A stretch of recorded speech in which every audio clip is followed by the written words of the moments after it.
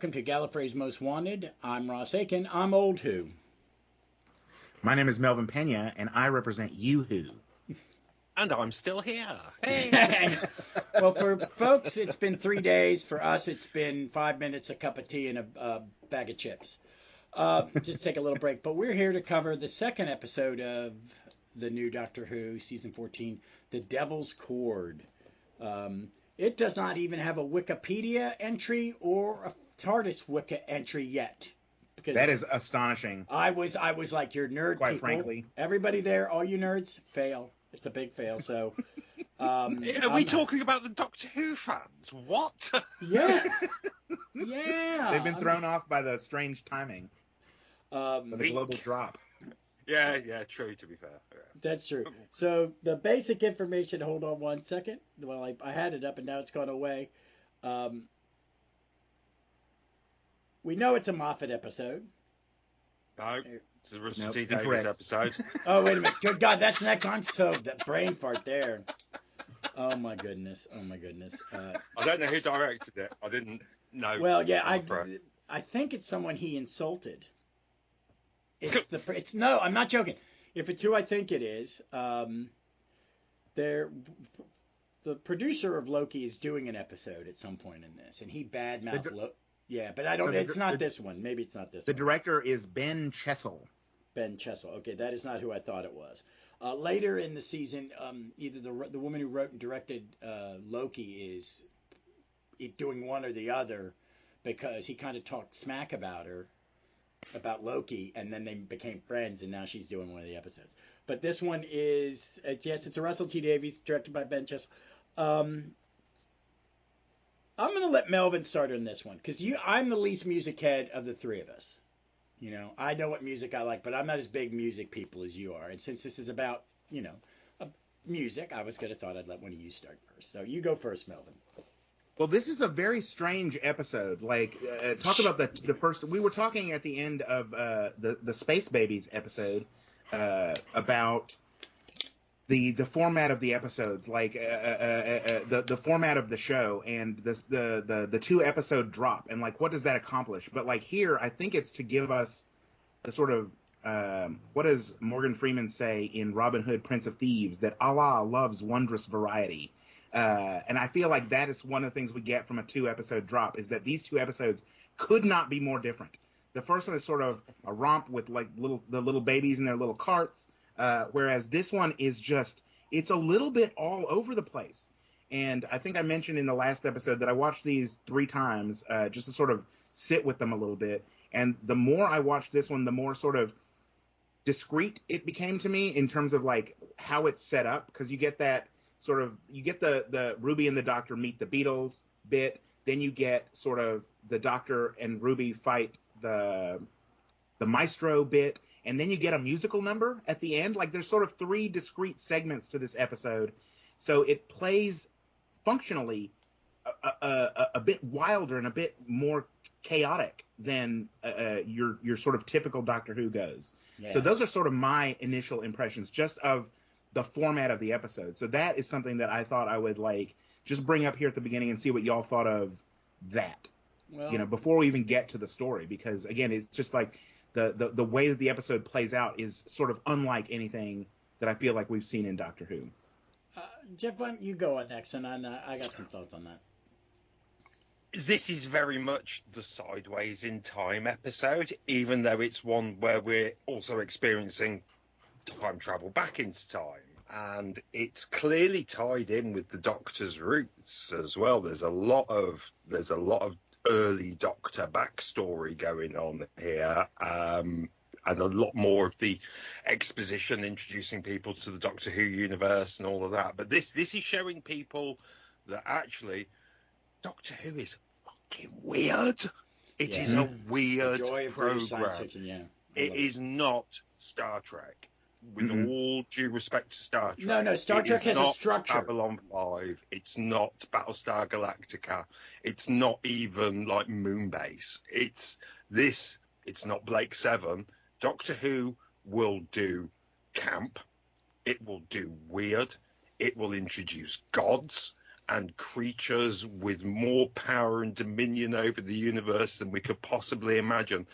This is Doctor Who going, yeah, this is Doctor Who. You've seen Space Babies and you thought that was weird. No, guys, we are going sideways now, and we are taking you on a whole journey where music is a tangible thing that can be taken and stolen and left with just that bare bones basic thing that you do when you first pick up a musical instrument.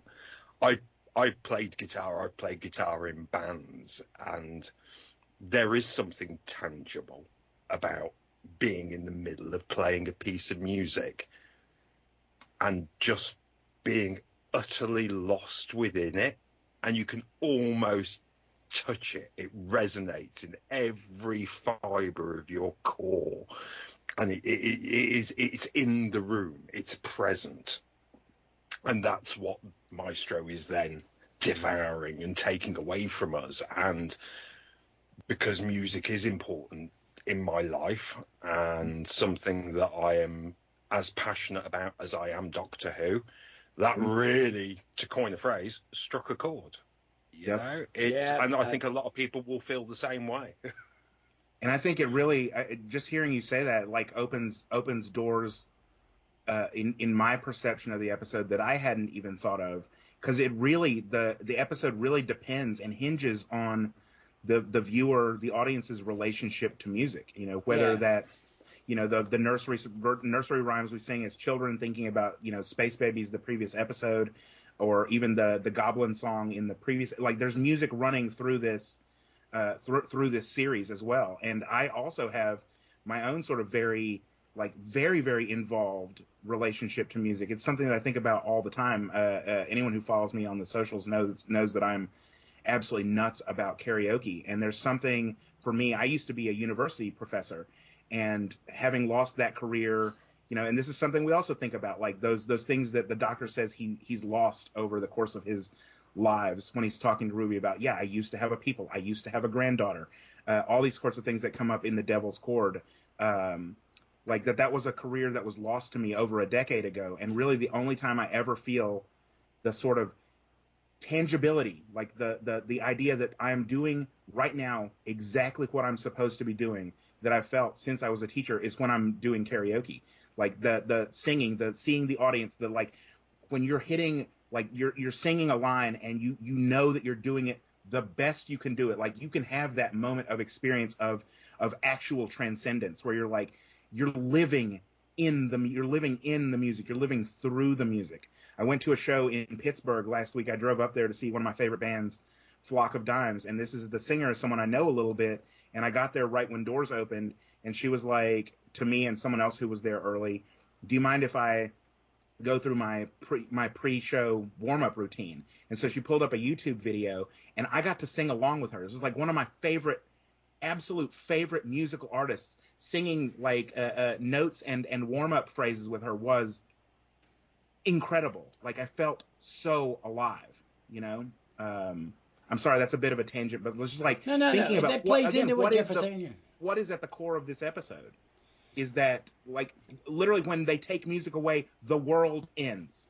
Yeah, I think a big part of it was, it's like kind of hitting on what you were saying, is it's about loss. If you were to take music from the world, it would be such a devastating loss for the species that we would destroy ourselves. It would be an untenable grief on an untenable, because they're all grieving. John and Paul are grieving. You know, I just want to go home.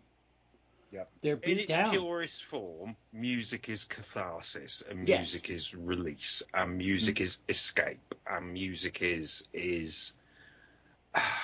necessary. It's how we communicate our moods to one another sometimes, you know. It's how we signify which pack we belong to.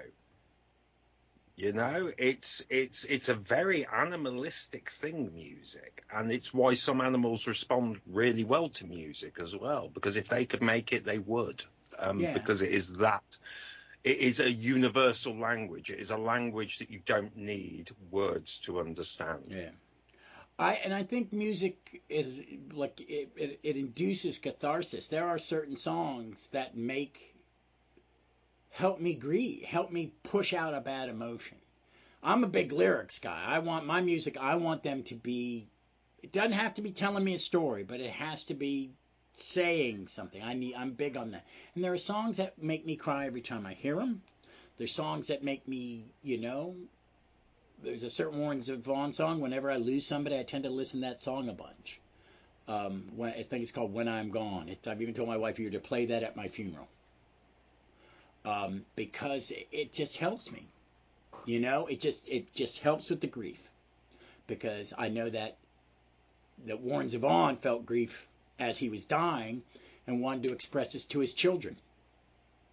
This is how I want you to grieve for me. Remember, I'm there.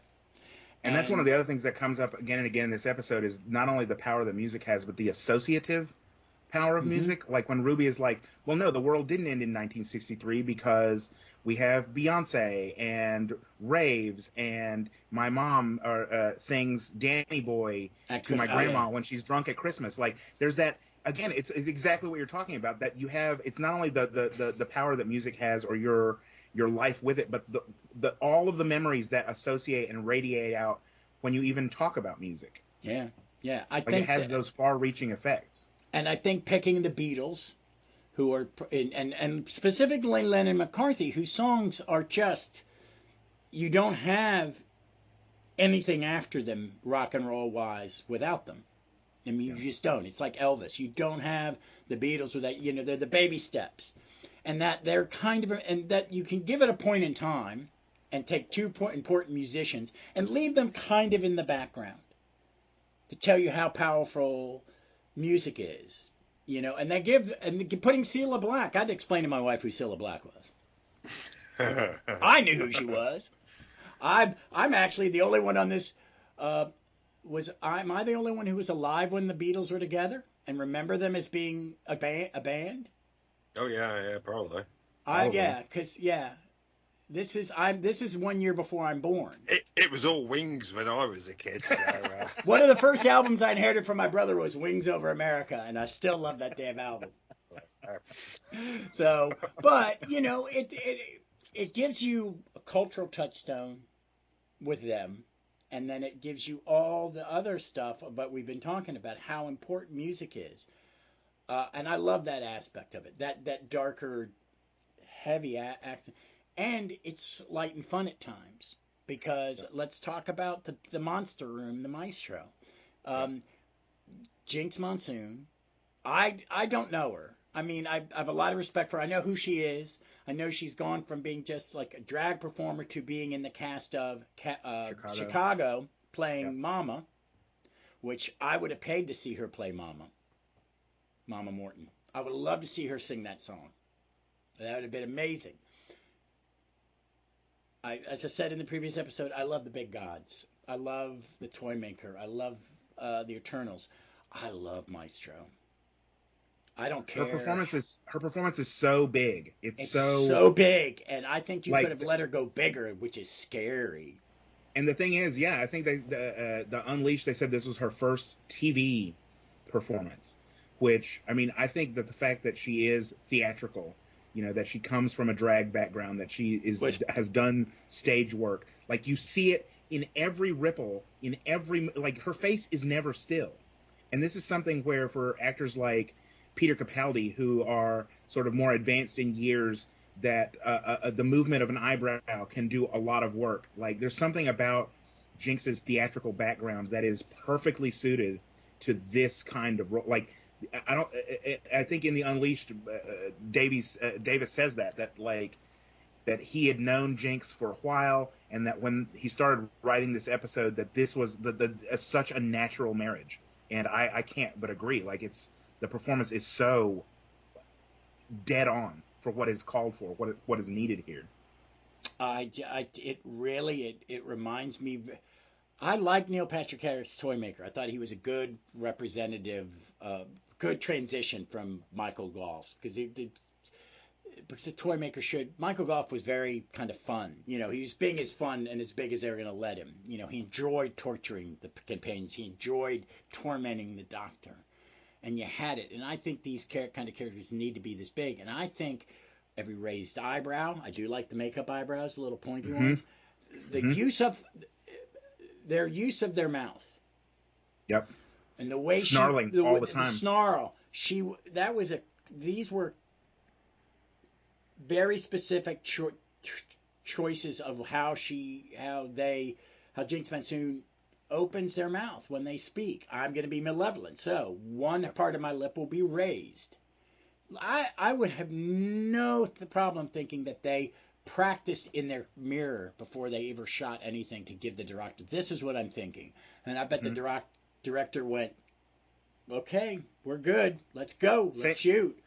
That's right on again, though, Ross, because the Unleashed, they said that they worked with Ben Chessel like to do 3 or 4 different takes for each of these like really big performances to give her exactly that kind of chance to explore the way that they pitched like the vocal tone, like the vocal range as well for Jinx Monsoon. Like she may do only a little bit of like actual sort of quote singing or harmonizing in this particular episode, but the way that she can go from sort of like a light and sort of fruity tone to like sort of growling and snarling it's part of that. It's part of that. That's that drag voice change you'll see in certain performers who are very comedic, where they'll try to be overly feminine, you know, a cartoon version of a feminine voice with their deeper register, and just go from "I love you" to "What are you doing?" to heart. You know what I mean? Going into almost pure Harvey Firestein kind of gravelly his drag persona.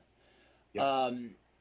I think she's oh God, bring the Maestro back. I mean, I just think she was. I think she was amazing. I, honest to God, was blown away. Jeff, what was your take on it? It's an instant classic villain. It is, and what people try to escape from, but really can't and shouldn't, is that Doctor Who is camp. It is high camp. And I've watched the McCoy era. I mean, not even that. Doctor Who has always been camp. Oh, yeah, certainly from the. I mean, even like Jamie and the Second Doctor and their interactions are sort of the traditional meaning of camp. I think is very there, and Jinx Monsoon just neatly sits in the pantheon of great Doctor Who villains, to coin a phrase. And I love that this collective, be it the gods of Ragnarok, the Black and White Guardians, the toy makers, they now have a collective, the pantheon. I do wonder if we can also include old gods, like the gods of Ragnarok. Why not someone like Sutek, maybe? You know, it's the earlier life beings that there were creatures here before us.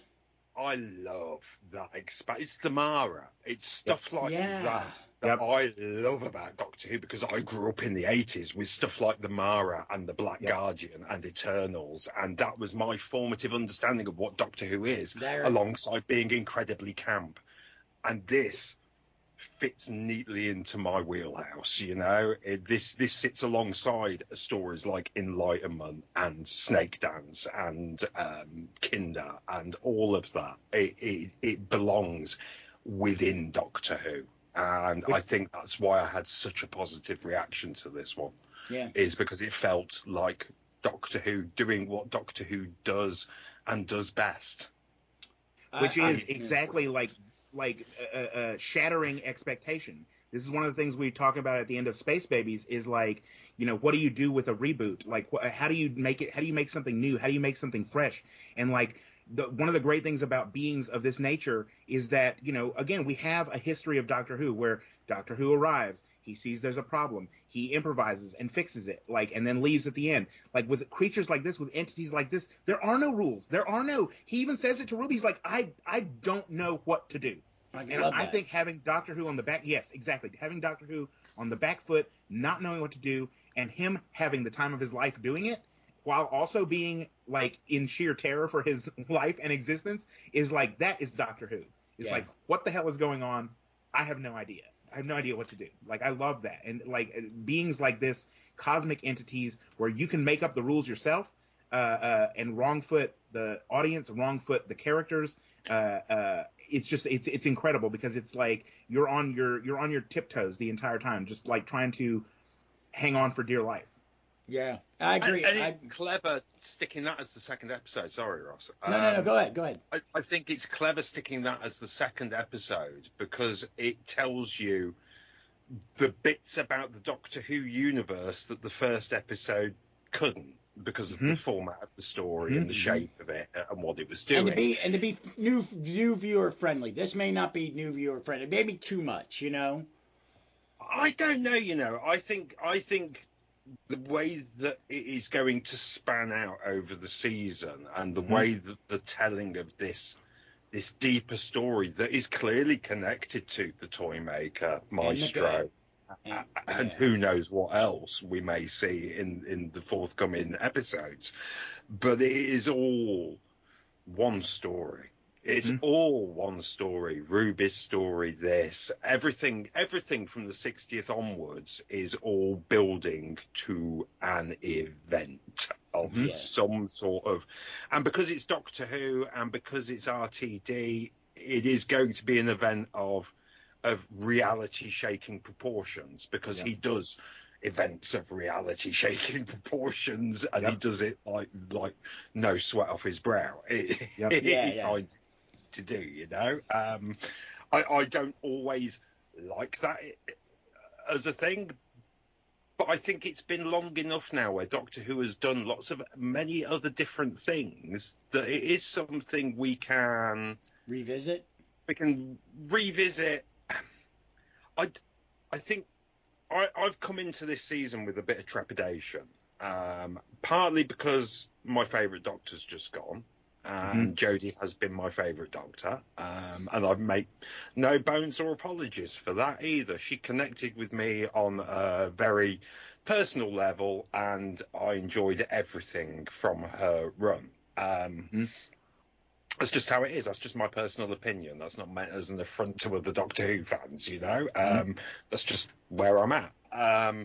And so coming to this with RTD being back, Murray Gold being back, lots of backwards progression, which Doctor Who has never really done before. Doctor Who's never gone back. The closest we came to that was having JNT watched over by Barry Letts for his first season. That's the closest we've ever come to that, apart from the big anniversary stories. But that's cast, and that's people we see on screen. But it's the behind the scenes that was concerning me. But actually, I think this episode specifically has cemented it as being solidly Doctor Who. I'm in my happy place again. I'm back on the bandwagon. I've took a little bit of time away. I focused on other things that I enjoy. But this is now going, all right, I see what's happening, and I'm here for it. And I'm saying that as a fan of over 40 years, I mean, it's coming up to like 44 years I've been watching Doctor Who. And for them to be able to snag an old fan like me back in as well, that's saying something. Yeah. I think, go ahead. I'm here for it. I think Davies I don't think he was going to do the same thing, because that's not the kind of artist he is. Because he's done some really heavy shit the last few years, really heavy stuff, really dark. And I think what he did was, I think he jumped at doing Doctor Who because, one, he was going to get more control, and he realized BBC was pissing it away. And I think he had a little say. He's like, we're going to help me, Jane Tranter. We're going to help you not fuck this up. Why do you let us do it? Here's Disney money. Back off. But I also think he goes, I want to tell a different type of story. Yeah. I was doing my Buffy model. You know what I mean? He was using like that era's 2000 style of television. And I think he's doing a little bit what Chibnall did, which is a little bit more back to the basics in how I'm telling the story. But I'm Russell Davies, so I'm going to do it different. It's not going to be so. I mean, it's not going to feel like that. Because you could, if I look at the Davies Moffat era, this looks nothing like it. Mm-mm. And that's what I think he did. He said, I don't want to look like that. I want to tell these stories. It's going to be more about fantasy and the old gods and the Eternals. You know what I mean? We're not going to do this straight standard Doctor Who, but we're going to do it Doctor Who way. Because I think. And also think about it this way. Sorry, Melvin. No, please. I was just going to say, because that got me thinking. We are now, for all intents and purposes, 20 years removed from the return of Doctor Who. Yeah. When I watched The Five Doctors, 20 years removed was An Unearthly Child. Yeah. Think about how much TV changed in those 20 years. This is no different. Yeah. This is a completely different, talking about that Buffy audience and that Buffy model. Of course you've got to change it, because only people who either watched it at the time and like to revisit it or have been told to go and check it out are seeing Buffy and shows like that, Yeah. Now we're the Stranger Things generation now. We're That's a great very point. different. Yep. We're very different to where we were 20 years ago when it was. We didn't even have HD TV properly then. It's weird. Hey, I watched the first series of Doctor Who on my big old 32-inch tube TV. Yeah. Think about it. That they didn't shoot Doctor Who digitally until Matt Smith. Yeah. And those digital cameras are available. I mean, if you were a big company, you had them. It's like having the what's it called? Is it called the Vault? The Disney. Oh yeah. Oh, the volume. The volume. The volume. Don't How they do the volume. Mandalorian stuff like that. Yeah, but I think he just realized that I'm going to change the way I do it, and I don't think he would have attempted something this big 20 years ago. Yeah, I think narratologically, like on the very fundamental like level of narrative, again, and we talked about this a little bit in Space Babies episode, that the advanced planning, that having written it and filmed it over a year ago, like that he's playing a different game. And you're right, this is the writer of Years and Years and It's a Sin, which have, again, it's a more serialized, sort of ongoing but thoroughly plotted out narrative. And I think we're seeing that here too. And I think that if anyone has sort of resistance to what's going on, it's because they're not allowing the text to unfold before them. Like what we've seen is 2 episodes of an 8-episode story, or they're filming season 2 now. Like it could be a 16 episode. Like this could be 2 discrete units, like season 1, season 2, but an ongoing narrative. This is something that, again, he's thought about, he's thought through. Anything that we find random or thrown in, it simply cannot be that. It cannot be. There's nothing random in these things. They ain't nothing. There's nothing slapped together or thrown together. There's nothing sort of, when we think about 2005 Doctor Who, we think about them being behind schedule in filming episode 1 and 2. Like there's none of that sort of hurriedness. There's none of the sort of chaos in terms of the storyline. And this is, again, it's one of the incredible things because I don't have this actor 6 months from now. It's Martha's brother. It's the actor became unavailable because they booked him. You're going to be with us until we're done having and then we'll get you done quick enough so you can go do other work well before this comes out. Yep. So again, while we're having sort of this sort of episode or this adventure with Doctor Who meeting the Maestro, we're also sort of being fed elements that, again, we're not getting like Bad Wolf or Torchwood or Vote Saxon, like little things that are just like a thing that we'll deal with this later. No, this is being very deliberately seeded in terms of, as Jeff said earlier, we get introduced here to the idea of the Pantheon. We're talking continually about the toy maker. They say that Maestro is the toy maker's child per se, but we get a sense that that sort of hierarchy isn't necessarily, again, it's not the way that we think of parenthood or filial relationships, that this is a different network of power and of reality that we're talking about. And I'm just very, very sort of excited and stimulated in a way, thinking about what could all this even mean, while at the same time I'm enjoying the giant over the top performances, the thinking of, it was one of the things where they announced that the Beatles were going to be in an episode, and then they said there wouldn't be any Beatles music, and people were like, oh, how can you do that? Just like trust the process, that this is. Well, they're not going to get the music. Maestro. That's the point. Is they're just not going to get permission to use it because it's a one-time license. They're not going to let you repeat it. They're going to go, are you going to pay me $20 million for 30 seconds of Ticket to Ride? And I don't know about y'all, I actually enjoyed the drivel of singing about, I've got a dog, you don't have my dog. Yeah. But I just want to touch one last point on the Eternals, and you said something that made me think is, in the Marvel universe, comic universe, there are the pantheon of concepts. There's Infinity, the Gardener, the Watcher, these other things that are like, we're not gods. Like Eternity, you can see the universe inside Eternity's body because it's the embodiment of the concept of eternity. Mm-hmm. And that's kind of what this is. Music being the offspring of play, which is what the toy maker is. He is the living embodiment of play. Mm-hmm. So, of course, would music come from play? We sing a song. We sing Ring Around the Rosie. So it makes kind of sense. We even call it playing an instrument. Exactly. Playing music. Yeah, so because it is another form of play. What Melvin said made me think this. And Doctor Who has to remind the Maestro that the toy maker set these rules in place. But that's the other thing about music, is that music absolutely follows rules. Oh, my God. They have heavy-duty rules. I love it. And I loved this is my son. Not quite all music. No, yeah.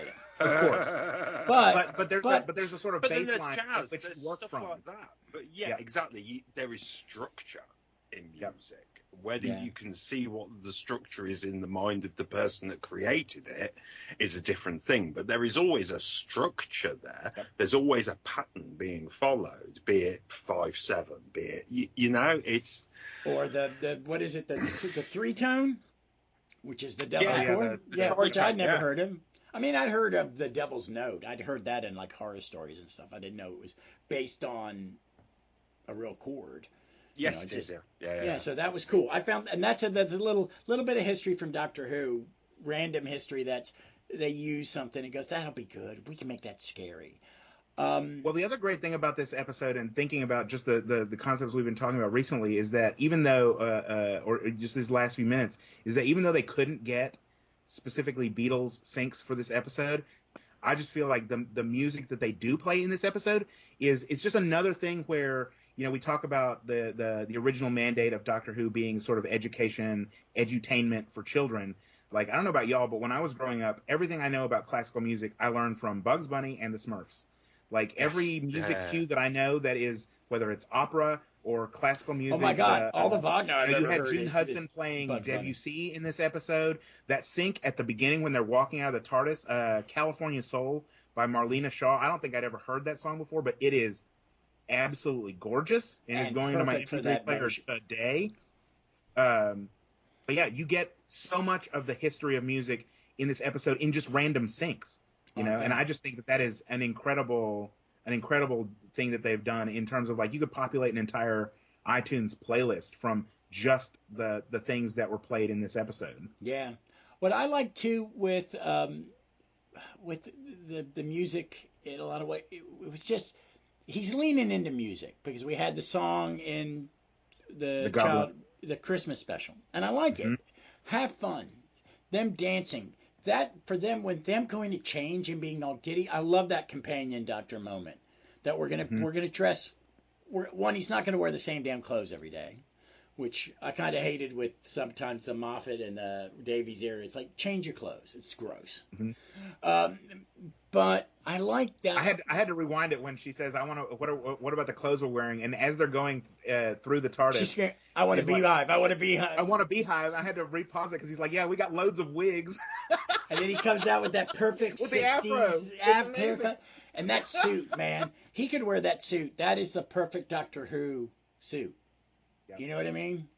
I could see any different. You know what I mean? I loved it.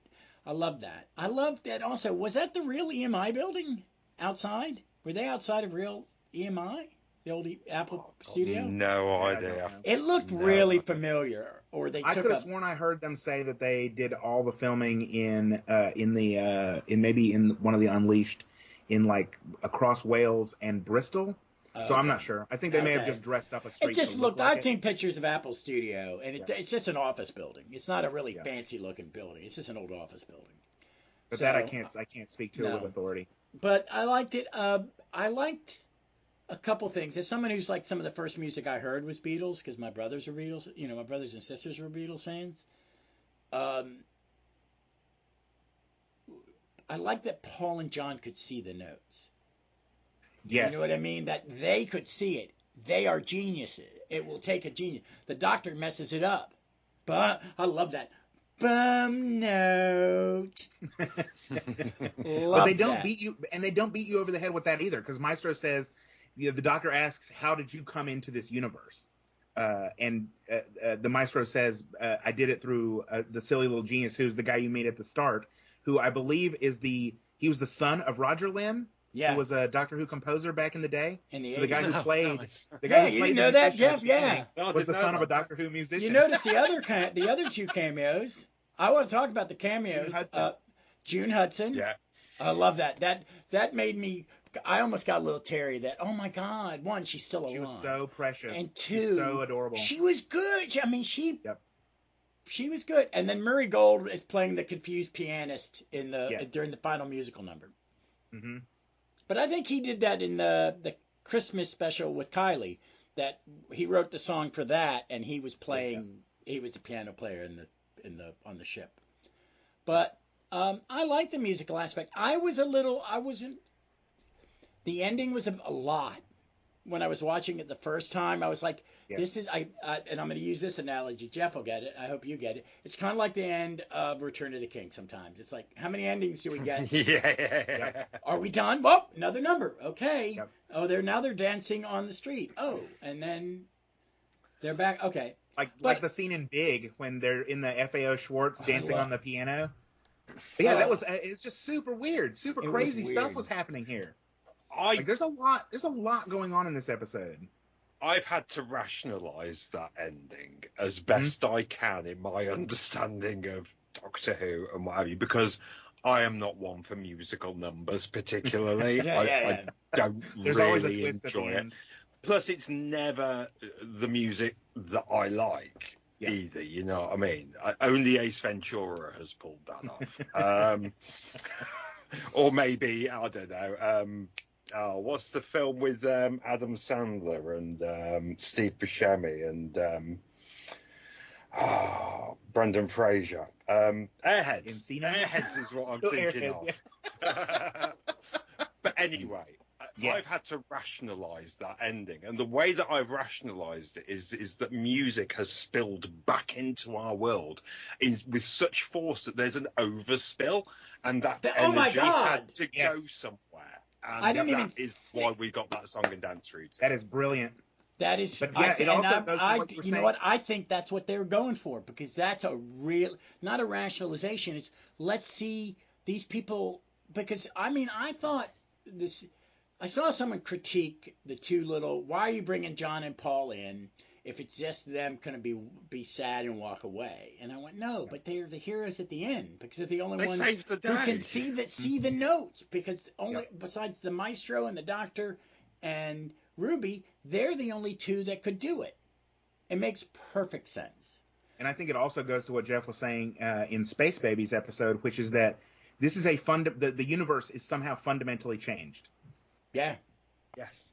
Yeah. And I think those two things again, like, and talking about what we were also mentioning in that episode, and maybe earlier in this one, when the Doctor keeps saying, he keeps coming back to that idea over and over again, that, you know, he doesn't think that everything is, or that she is connected to everything, that Ruby is connected to everything, but there are connections being formed here, and that we can see these things, like we're seeing that happen in real time, and a lot of it is coming around Ruby. Like those, I love the effects of, you know, at the beginning when she Maestro sucks the music out of Roger Lim's. Like there's something very visceral and very like almost body horror, gore about yeah, it's that. kind of like in the horror movie where like they rip your musical heart notes. out or whatever, your spine Yes. out. I felt the same way when you're pulling music out of this person who all he does is love music. No wonder he's screaming in pain. And they do it to Ruby as well there at the end, and that's where the thing that surprises the Maestro, which again should shock us because Maestro herself is so unfathomable, so like we cannot literally wrap our mind around what it means to be music. Yeah, the but she Maestro's is very insistent upon terrified.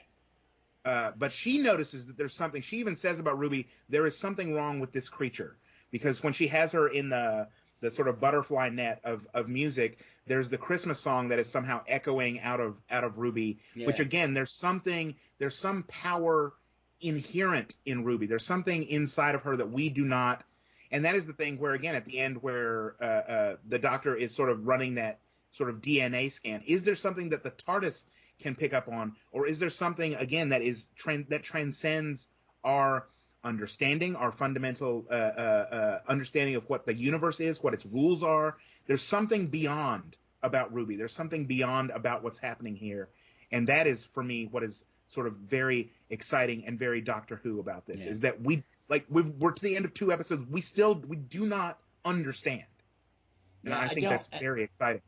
I think they want to I think because the Maestro goes from malevolent to absolutely terrified. Yep. That there's a single song in this woman. There is something going on that frightens an Eternal. Yep. To no end, is also building to the fact that when the Maestro is being pulled back on the piano, which is a great scene, which is probably the easiest scene to shoot, and it was terrifying, where he's clawing at the back of the piano, and it's just Jinx Monsoon hanging over the edge. There was something for me very Hellraiser about her hearing music coming out of June Hudson's piano, diving into one piano and then crawling out of the other. I'm like, that is something that is out of Hellraiser. That is definitely like. And I thought the shot in the window gorgeous. where she's menacing her was like a 1950s horror movie too. It's like different, like you would see in a 60s horror movie. It's set in the 60s. She was just almost like this. It was great. The Maestro appearing in all the reflections as well. Oh my God, that was so creepy. That was really well done. It was. And the distortion in the spoons and in the sugar bowl, like it's in the way she appears in the glasses. There's something, there's a lot of horror in this episode that you just sort of miss if you're not thinking about horror cliches and like it's the way scary, that horror but not is too filmed. scary for a kid. Yes.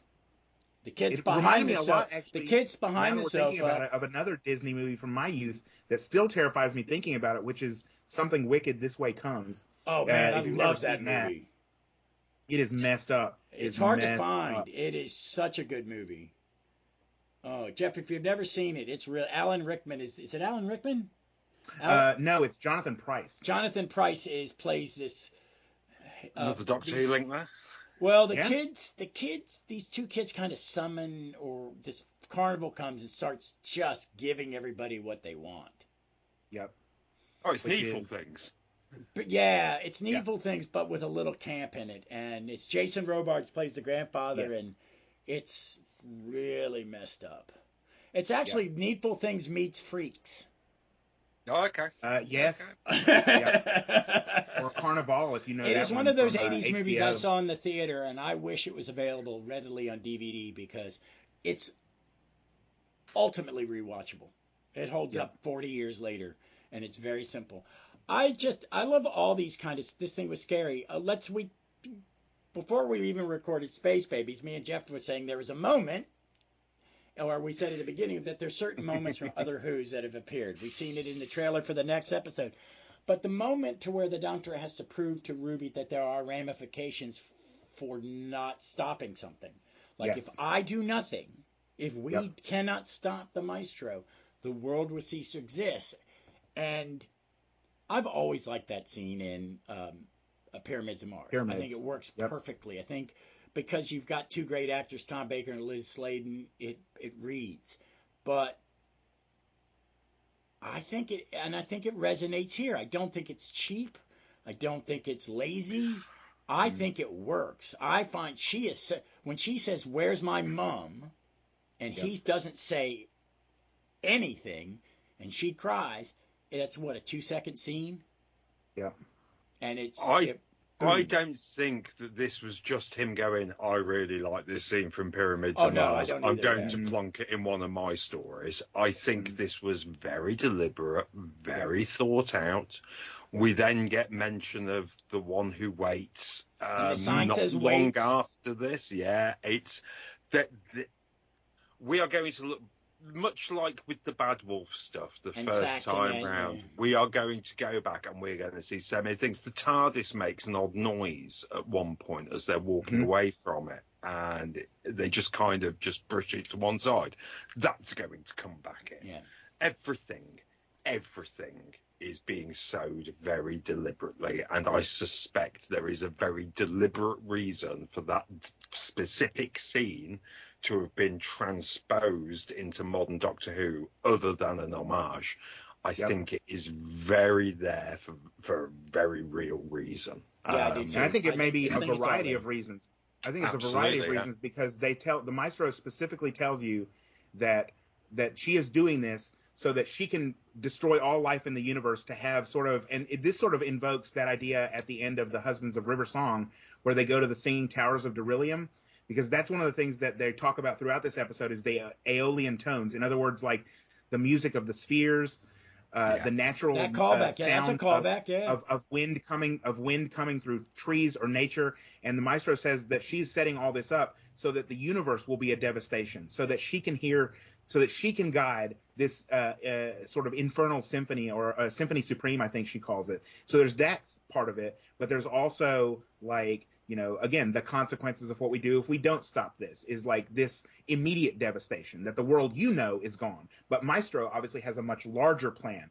But the other, there are probably other meanings that we don't yet see in it as well. I think Jeff is right. I think there are many, many layers of. And what you said, Ross, that there are you don't just drop in this as an homage, as a sight gag for Doctor Who fans. I think there are many other layers to this going on as well. I'm very happy he's being a little, because I was just telling Leslie when we were walking the dogs that Davies, when he brought it back, he really didn't mention a show other past Doctors until like the next Doctor. I mean, he's really careful about. That's in the past. I got to focus on the future. If I'm going to do it, I'll do it later. And then and except for bringing Sarah Jane in, like we didn't see really other Doctors until the next Doctor, where we see that recording. But this time he's peppering it to let you know, yes, this is Doctor Who. And I think a little bit to balance out what Jeff is saying, that this may not be the universe that we've been watching before. Maybe it's because of what happened in Flux. That after Flux, the university had the universe reset, and shit's different. Because, but it doesn't also require you. It doesn't require you to know anything beyond what they're telling you right now. Yeah, you don't need which that. is great. It's allowing us old fans to go, ooh, that's this, that's that, and we get that pleasure, and it's letting him seed something to whatever his grand finale for this play, what his grand master plan is. He may just do 3 seasons with Scooty and peace out and hire someone else to do it. I'm calling it now. It's the Ood. There you go. Okay. Hey. We should see more. All of that reference with the song of the universe with the Ood as well, and your song. And the Doctor's always had song as part of their core.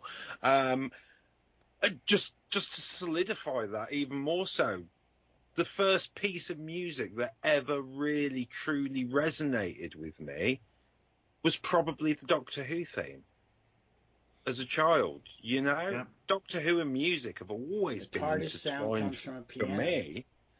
And then just that intro with just the da-da-da-da. Yes. Yep. Perfect. To tie it in. Perfect. And then it plays out, and it plays out through the end plays out through the jukebox. Yeah. It's lovely. Yeah. And again, I think that's all very deliberate. And I think that is resetting where Doctor Who is now, and it isn't where it started with Whittaker and Lambert and Hartnell, but it is still very much Doctor Who. Yeah. It is still Doctor Who. Doctor Who, at its core, has not changed in any way, shape, or form, but the surroundings of it change constantly. It's constantly in flux. It's evolving with its art form. I mean, television is an art form. It's specific. It's different than film and plays. It's very different. We've talked about this before with Hartnell's stories and stuff, and how Hartnell's TV, Doctor Who was pushing boundaries like no other show at the time. It was really stretching the capacity of what could be shown on television, and that has not changed at all.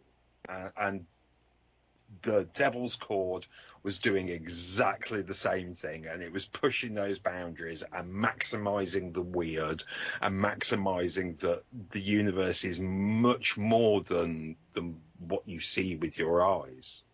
You know? Yeah. I think it was all of that, Jeff. I'm looking forward to see where it goes. These first two episodes have left me sort of full of wonder. Like, I watched them, the first time, on Friday night, and I'm like, I like y'all. I mean, I was a little bit trepidatious. I was a little bit not necessarily concerned or worried, but I'm like, what did I just watch? And then watching it again subsequent times, and now talking through these with y'all, it's not restored, but it's like given me a greater insight into what's going on and to what, to expect the unexpected, to think about just letting the text unfold before me, just living with it, seeing how it plays out, and experiencing the joy as the characters do. And, as RTD must have done. He must be just full of glee to have made this thing. And I think it's incredible. I think it's just absolutely incredible. One thing I do want to bring up, I did look up one detail, because they kept showing that Chris waits or whatever, and talking about the one who waits. Yes. And I'm like, well, they don't just show, they're just showing it over and over again. I'm like, why are they? So I looked it up, and apparently it's a callback to an Unearthly Child. The song that Susan is listening to is by John Smith and the Common Men, and apparently Ian is Avery Waits. His name is Chris. No, it's the same guy. It's the Chris Waits. It's the guy's name on those billboards. Yeah, I saw Sophie Cauldry took credit. She said that was her design. There you go. Yeah, I'm just full of wonder again at what Doctor Who can be. Thinking about what you were saying. This isn't a 1963 show. This isn't the 2005 sort of procedural Doctor Who where you have a Monster of the Week, Buffy sort of X-Files sort of thing. I'm fascinated to what this new Doctor Who, what it's going to be. Yeah, absolutely. It's what this episode. Well, I think what all of these episodes have done, these last two episodes have done, have made me want to go back and revisit the 60th, which I was kind of happy to just let sit for a little while because of where I was with Doctor Who at the time that they aired. But now I really want to go back and kind of dig in and go, okay, let's see if we can start piecing bits and pieces together. Good. I'm glad I'm not the only one. See if I can beat RTD to the drop, But even that is embedded in the show, because in the episode when at the very beginning when the Maestro kills the guy, or right before she kills him, the little child is like, but you don't know who I am. And so he looks, it's a harbinger. And he's like, Maestro says, yes, this was just, you can think of him as my prelude. And so exactly the same reason, what did I miss in the previous, prelude, 3 or 4 episodes? And I'm like, that is setting up what is to, and again, it doesn't say you have to go back and watch these episodes, but I want to now. I want to go back and watch the episodes again to see what was threaded through that I may have already missed, and just to sort of build up my knowledge base. It's just it's so fascinating. Yeah. And the little kid comes back again at the end. Did you notice that? Dad, I didn't catch that until the second time. I went, oh. Because that's the thing is you think Maestro kills him, but that's not the point. No, he's sent back to be the harbinger for the next one. Yeah. That was creepy as hell. Kid. It's the kid. The kid's new. There we go. Well, I mean, there are other things going on. We've got the actress in the background. She's a lunch lady in this one. Yeah. That's the Susan twist. Yeah. You see, I don't even notice because I think I've got some sort of face blindness or something. No, there's a ton of makeup on her. They make her look. They redo her makeup every time because she was the sweeper for Isaac Newton in that episode. She was again on the screen as one of the original crew of the Space Babies space station in that episode. But they make her up, and her hair is totally different in every episode. And they did something airbrushing to her in the photo because it's a still. It was there's some, and it's so that's the one who waits, isn't it? Who knows? I mean, it could be. And maybe because she's present when we go from having gravity to mavity. And remember, every time they try to say gravity, they say mavity. I'm 100% certain this is the key. This is what has fundamentally changed the universe, was that scene. I'm 100%. If I'm wrong, I'll be glad to be proved wrong, because I like to be surprised. I love being surprised. I don't like knowing where we're going. I like to be taken on the journey. That's what I've always loved about Doctor Who. I don't mind spoilers per se, but at the same time... you may want... We haven't actually said it in any of the episodes, so you may want to put up a spoiler warning when you post these. Yeah. Although if you haven't had a chance to watch it since Friday, frankly, that's on. If you're listening to us jab about it, I hope to God you watched it first. Well, the funny thing is, I heard the recent Trap One where they did the book review of, I think it was... Wild Blue Yonder, maybe? It was one of the most recent ones anyways, and they were specifically talking about like the erasure of the word gravity, and that, it had been used for years before that. But the thing is, and the thing that ties it into the Devil's Chord is that I think gravity is from the same sort of base root. I think it's a Latin root, grava is a notation in music for like slower. It's like the slower below lento. So I mean, it's a Latin root, like grave, like as in sad, as in like the grave, like it's all that same Latin. As far as I know, it's Latin. It might be Greek, but it's the same ancient root. So I mean, the word itself has been in use for a long time before it ever became a sort of physics concept for Isaac Newton. And that's why the leader of the Tractators was called the Gravis or the Mavis. Yes. Now. So okay, when are they coming back? The Mavis, the Mavis. I want the Tractators to come back. I was obsessed with Tractators when I was a kid. I rewatched that last time I watched through Peter Davison, and Jeff Hewitt sung that story's praises, and I watched it and I was like, fuck, he did it again. This is actually really fucking creepy and good. It's not terrible anymore. In my adult life, that was my first classic Doctor Who was really? So well, the thing is, like, I had seen it, like, sort of in the background on PBS when I was a kid, and I remember sort of Peter Davison during, like, pledge breaks, because they would run, like, All Creatures Great and Small and Doctor Who in, like, sort of 1982, 1983, when I first moved to Georgia as a very, very small child. But I didn't come back to Doctor Who really get into it until the new series. And when I was, like, doing my deep dive in, like, 2012 leading up to the 2013 leading up to the 50th sort of celebrations, I'm like, well, I need to educate myself, because I had just come out of academia and like needed something to replace the sort of obsessive need for detail and research. Yes, exactly. And for whatever reason, Frontios was the one I was like, I think I just saw a picture of it on of the Doctor and Gravis online. I'm like, I need to know what this is all about. So that was where I started my sort of deep dive. Was Frontios.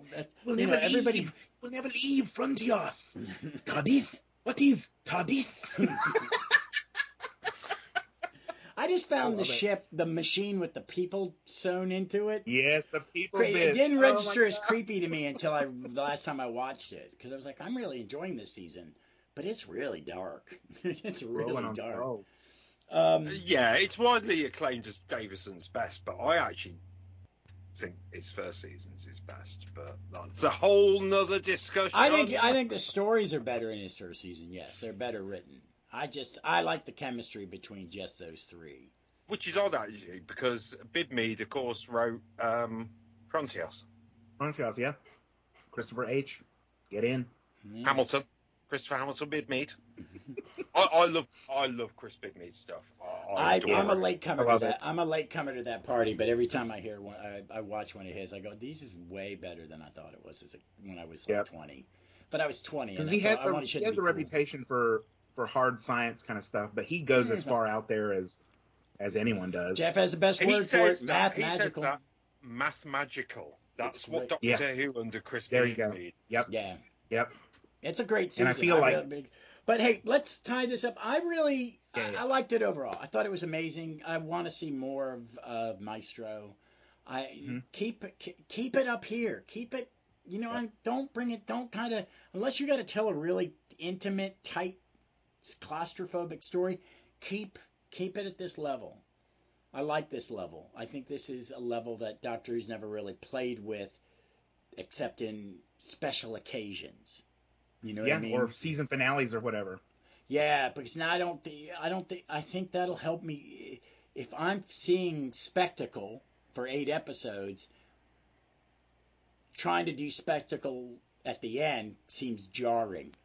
You know what I mean? And they're already saying that the season finale is going to be giant and devastating. So I'm like, how much bigger can you go? And I think the thing is, people criticize that first RTD era for being that the finales just tried to get bigger and bigger and bigger. I think we're going to do bigger but different.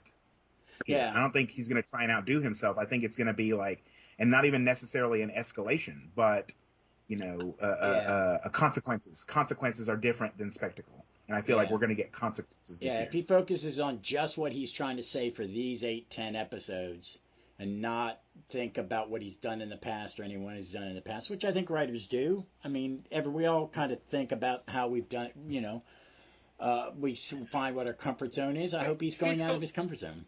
He's got, 16 years extra experience in both honing his craft and thinking about it and having time for that stuff to just gestate at the back of his mind, because that's really key when you come to writing something.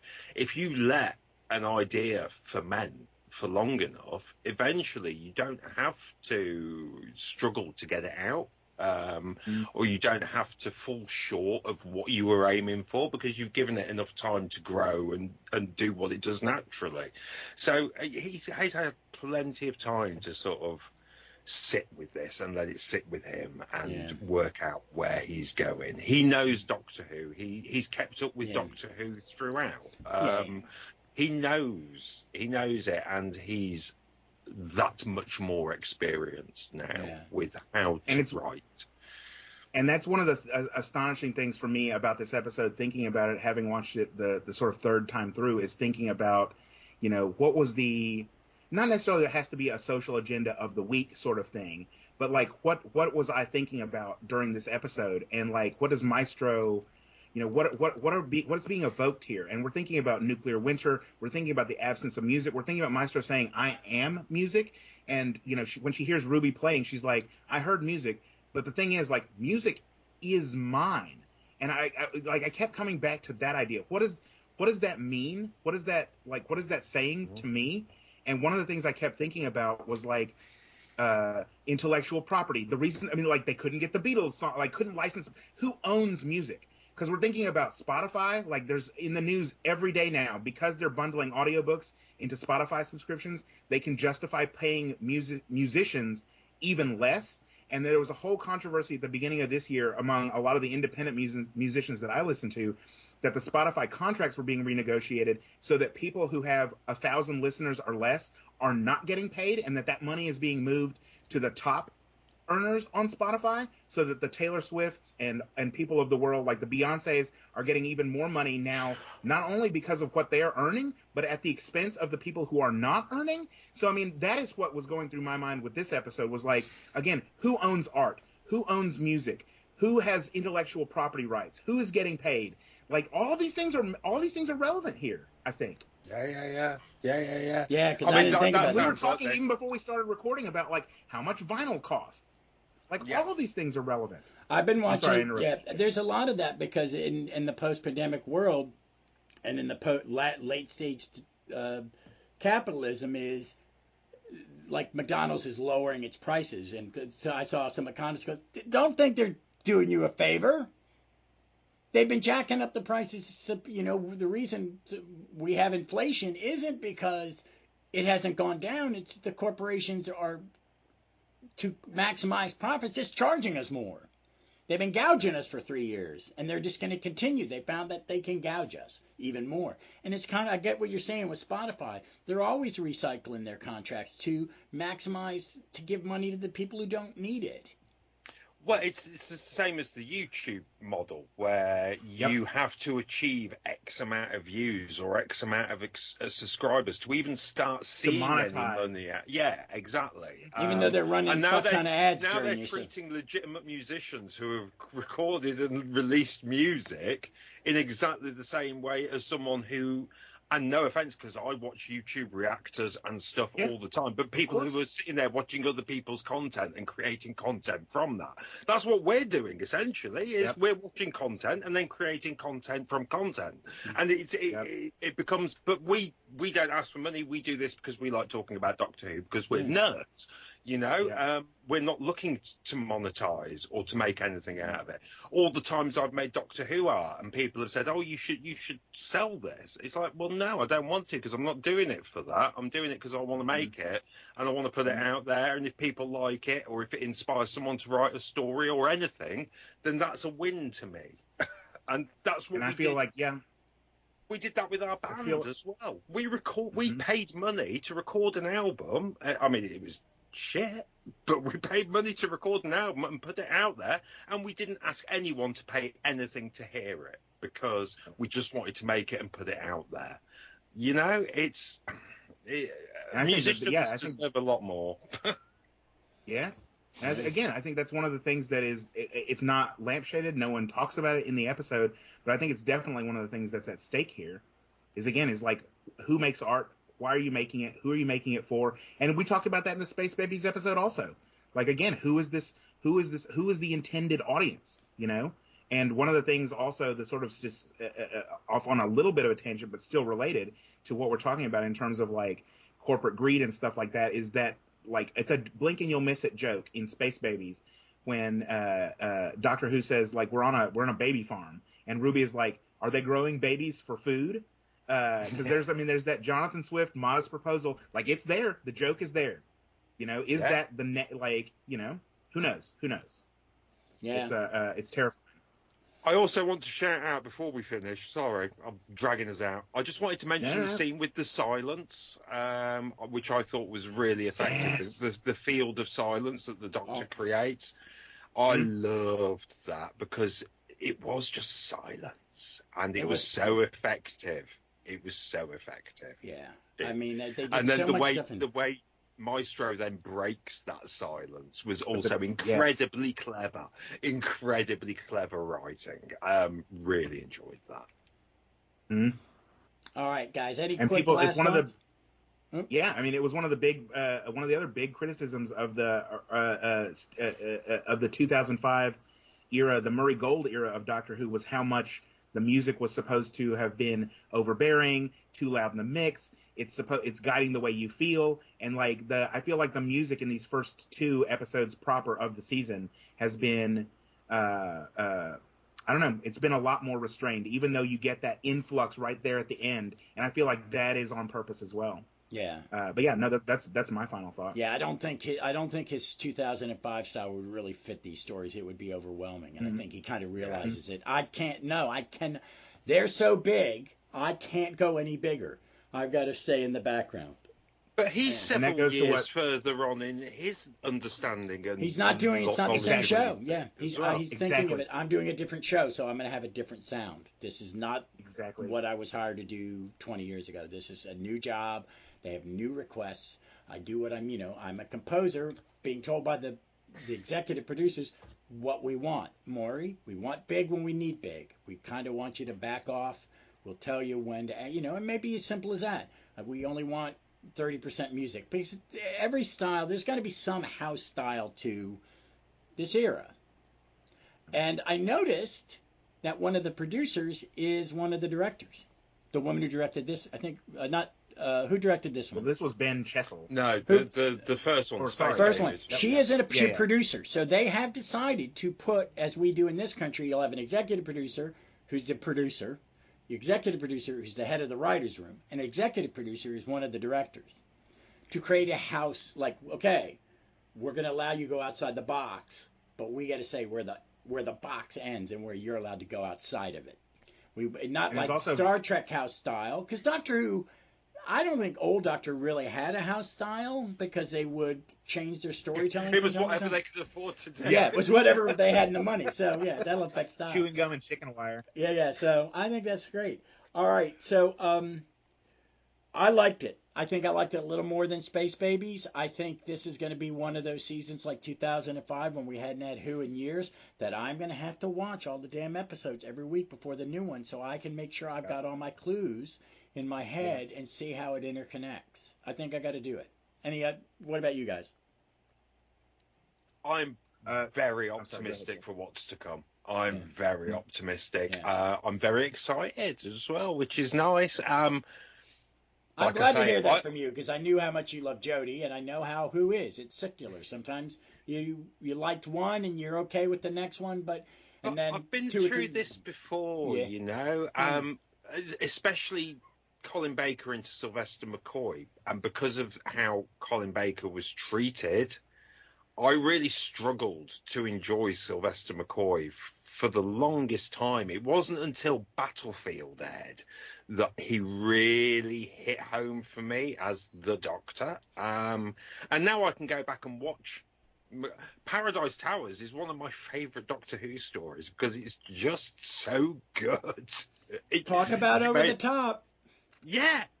Again, it's Doctor Who doing that really weird, out there stuff. And mine's Happiness Patrol and Ghostlight.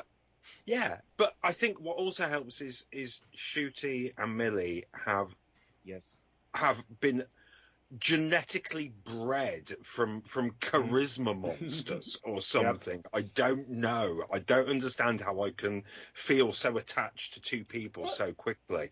I don't think Ncuti has had his Doctor moment yet. I don't think that's come. And that's amazing because he, like Tom Baker, and I think Tom Baker is the only real example I can think of. He has just hit the ground without having to even think about it. You know what I mean? He just is the Doctor in a way we've not seen in a long time. Yeah. I was concerned. I don't really think he's I don't think. I love it. I'm loving it. But you're right. He hasn't had that turn and scare the hell out of the villain moment yet. What I do like is that we have had too many decades now of the Doctor really only being afraid of stuff once in a blue moon.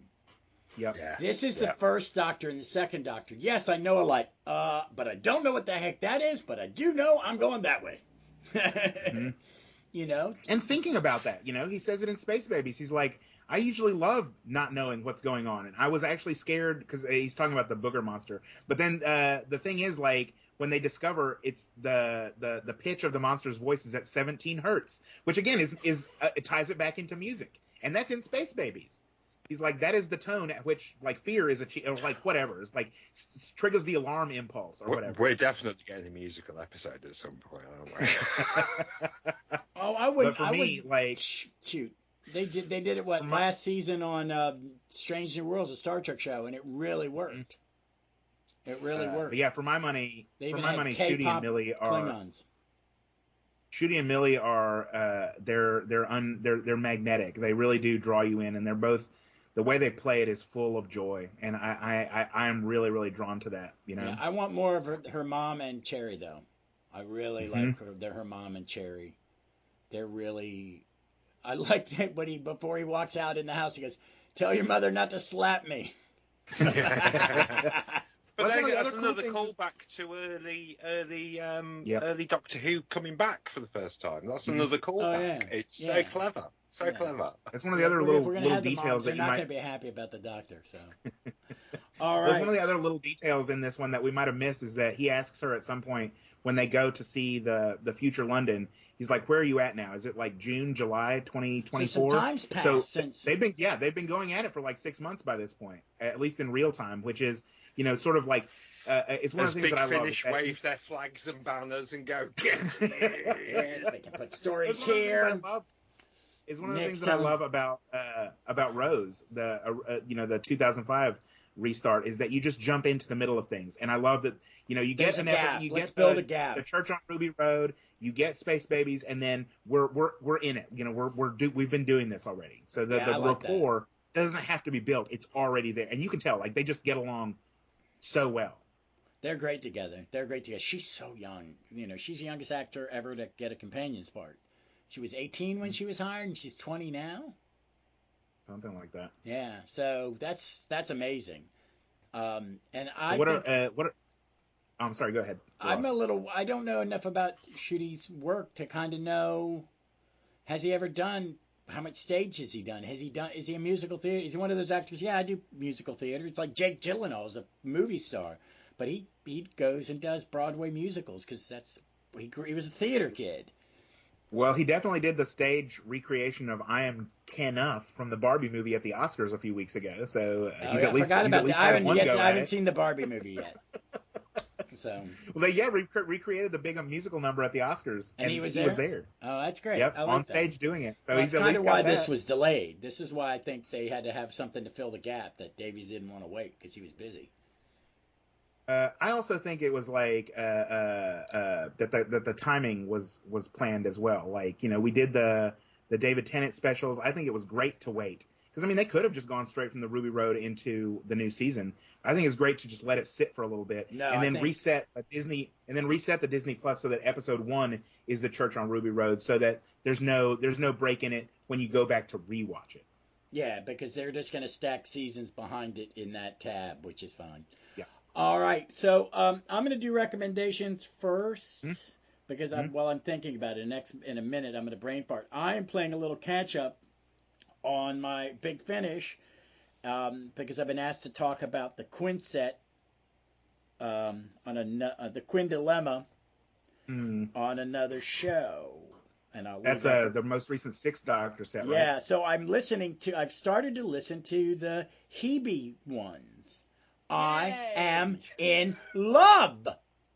Hebe's great. Oh my! I love that first one on the water planet. That's so bloody Oh good. my god, man! And the little that one I haven't listened to it yet. Oh no! And then the bonus one. There's a bonus I've heard story. people losing their mind.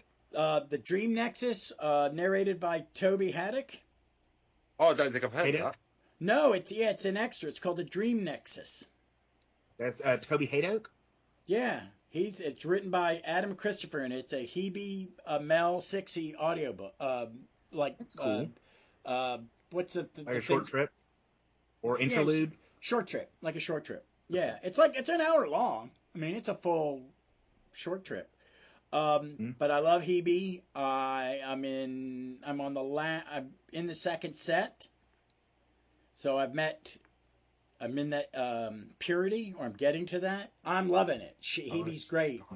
Hebe's great. Listen to them. They're amazing. Blew my mind how good they were from like the first 5 minutes. I'll move it up in the queue because I have the first set. I just haven't heard it yet. Yeah, I had those already, and I just hadn't listened, so I thought I'd just listen to them, and that was all I listened to for like a week on my bus ride home. So I really recommend them. She's got their 3 sets: Waterworlds, Purity Undreamed, and then Purity Unbound. And I'm digging it. I hope they do more.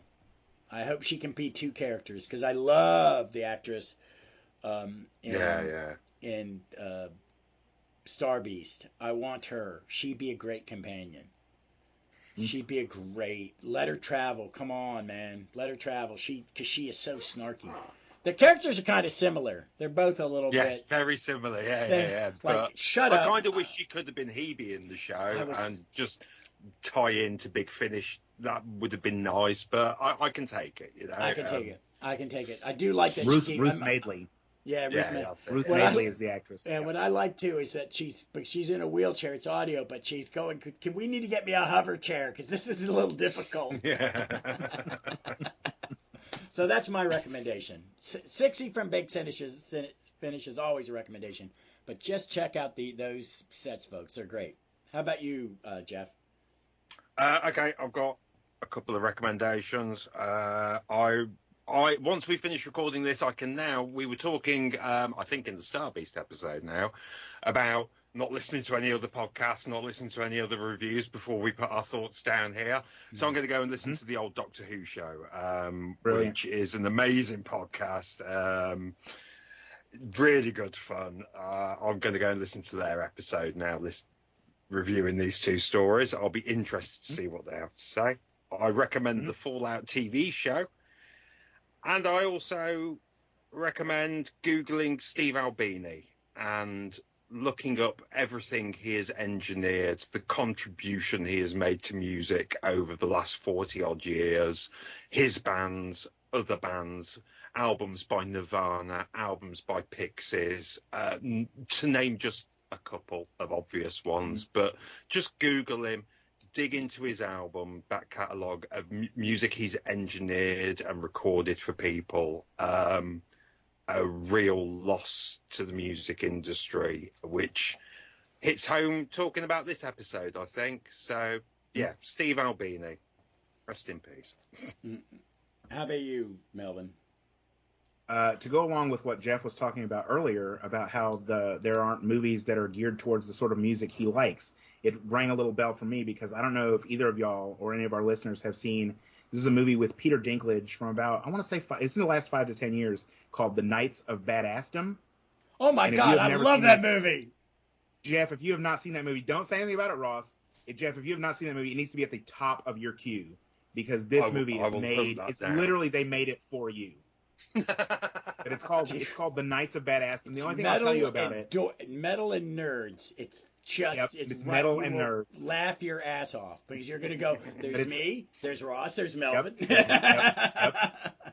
The basic setup of it is that there is a LARP festival, so live action role play, and yeah, there's a lot of it is literally made for you. Like it is metal as the day is long.